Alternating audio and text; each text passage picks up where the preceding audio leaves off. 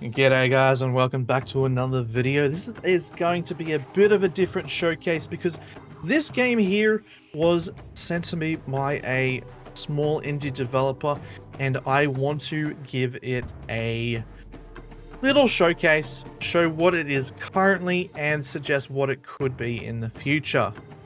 This is Eye of the Summoner. It is a literal tower defense game. You are the tower. You are summoning troops to defend the tower in wave-based form.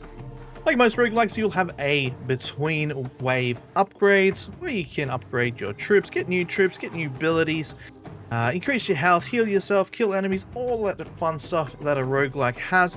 We also have a permanent upgrade screen where you can just slowly get different abilities like Eye Beam, Eye Scream, Fortify, Gold, and Gold Interest. Gain 10% interest on current gold each wave. That sounds great, actually. I'm sad I didn't go that one. And the usual health and health regen per round. Now I'm going to get into it and I'm going to display what the game is, then I'm going to do a little bit of a critique at the end because I feel this needs it, because I absolutely love the concept and I want to play this in the future and I want it to be smoother than it is. So let's get into it. First, we get to select our perk. Initially, you will not have a perk, as again, you'll need to get your currency and purchase them. At the moment, I'm getting around 2 to 3 skulls around, depending on how well I do. I have yet to survive past 2 minutes. We'll get into that. Now, we have 3 troops that we can summon. We have the Scout, which is required to acquire the gold. If you do not have a Scout or money for the gold, you cannot obtain gold, which is problematic. But we want to get our Scouts out there. I'm going to put down some shields on the left side. They seem to be coming from the left side. No, there's more coming from the bottom as well. Okay, I'm going to put some blitzers on the bottom and hopefully we can put some... Oh, this is great. Great event. We can clear the board. We can give it a little bit more time. Now this shows what enemies are coming, I believe. And this just shows what we can use in our little toolkit. I'm going to go ahead and do the kill event. I'm going to send some scouts out just to get the gold that's out there. We have a few people coming from the bottom left. That should be okay. I'm going to go ahead and summon a shield guy for the bottom right. And I'm going to use my ability on the top right. So that one went well. Oh. Keep clicking the wrong button. For some reason, right click brings up this little menu, this little circular menu. I'm going to send more troops out to the bottom side. We do have one more use of our ability for this round, so I'm going to go ahead and use it. And that should regen another use. We might even make it to 2 minutes this time. Hopefully.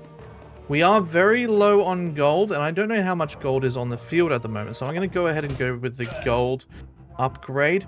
We're going to change to Scout just so we can send out a Scout to get more gold. Looks like there's more people coming from the north. I'm going to place down 2 shield guys on the north end, and now they're coming from the south. I put down a Scout on the south and 1 shield guy there. We'll go ahead and wipe out the guys in the north with our spell. And let's summon some blitzers. How are we doing on gold? Okay, we need more scouts. Where's some gold? There's some north. Let's see. Yeah, there was a gold there. Alright, we need to summon some shield guys on the then left. Okay, now we are out of money. I'm going to try and send off some guys to deal with that. Let's see. Let's upgrade our Scout. So that'll help with our gold situation. Send that Scout there. Yeah, we're pretty much out of gold now.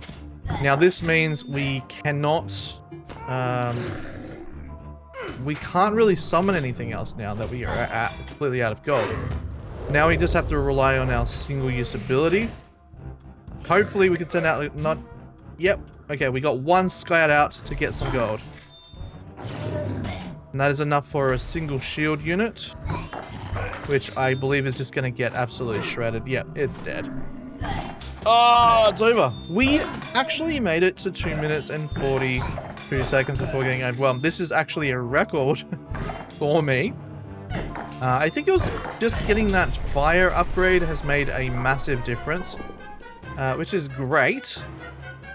Well, that doesn't really fix the issues that I'm going to now critique.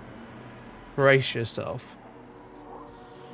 Firstly, I think we should get access to abilities like this earlier. Because of how hard the game is, now obviously this is not applicable if you make the game a little bit easier, but because of how hard it is, you're going to have to go through 10 different games at least to be able to afford this. 10 different games of under 2 minutes each, which doesn't sound too bad, but yeah. Let's go ahead and send out a scout.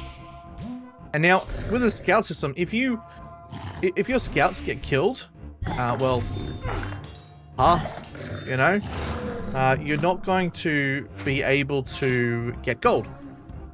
You run out of gold, you're not going to be able to get scouts to get gold. If there was a passive gold thing, like you get 1 gold per second, like that would prevent situations where you're just completely out of gold. Now obviously this may not be the vision that the developers are after, which is fair enough. It's your game, you do you.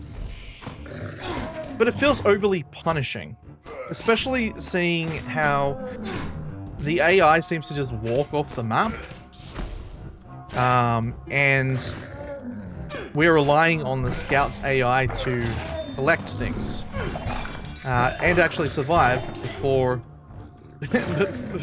to get the gold so we can defend the base.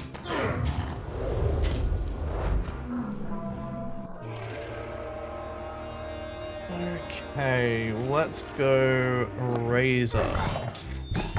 We won't be able to afford it because we don't have enough gold to get the scouts to get the gold, which is just like sitting out there. Like similar games like this will allow you to click on the gold to keep you busy, to allow you to pick up the gold itself. Like maybe that could be a system, I'm not too sure.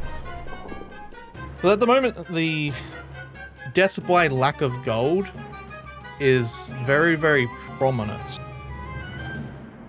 I'm also finding that the blue units overwhelm you very, very, very quickly.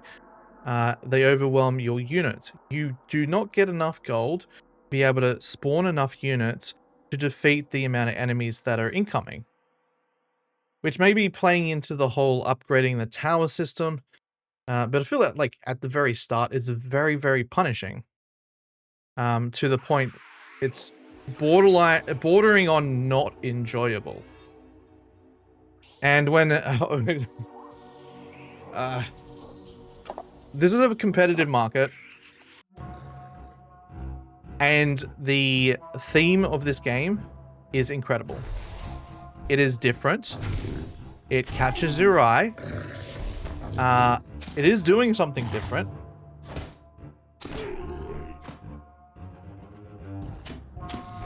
But I feel it's just not balanced at a point that is... The difficulty is also overwhelming the enjoyability of it, if that makes sense. I don't want to ramble. I love the theme. I've been playing this for about an hour now. Have been enjoying it. But I feel like a lot of the times I'm also frustrated because I feel like the game is limiting me from being able to achieve victory fairly.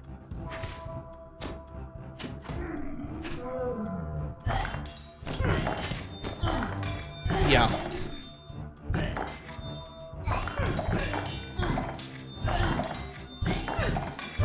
This could be amazing. I'm going to keep an eye on it. And keep an eye on updates. And hopefully it does get more love. It is on version 1.00 now. So there is more than enough time for it to get some love and improve. It's got a great concept. It needs a little bit more balance, and it needs a little bit... another once-over, I say. Thank you very much for watching, everyone. You have a lovely, lovely day. And if you have made it this far, feel free to subscribe. Bye-bye.